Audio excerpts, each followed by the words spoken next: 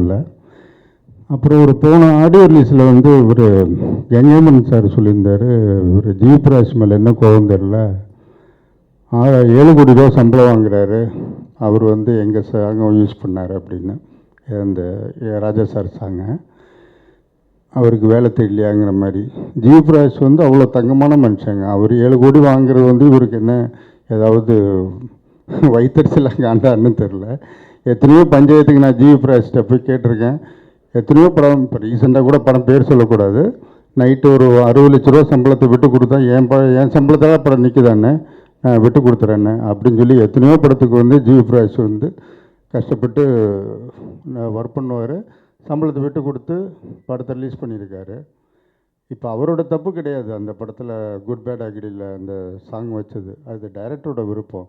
ஏன் இப்போ ராஜா சார் பண்ண அந்த பிதாமகனில் கூட இவர் சிம்ரன் ஆடுற சாங்கில் எல்லாம் இப்போ அந்த எம்எஸ்வி பாட்டு தான் பாடியிருப்பாங்க. அப்போ என்ன ராஜா சாருக்கு வேலையை தெரியலன்னு சொல்ல முடியுமா? கரெக்டு. அதனால் அது வந்து ஒரு காலம் ஜிவிபிரகாஷை தப்பாக எடுத்துக்க வேணாங்கிறதுக்காக நான் சொல்கிறேன். நன்றி.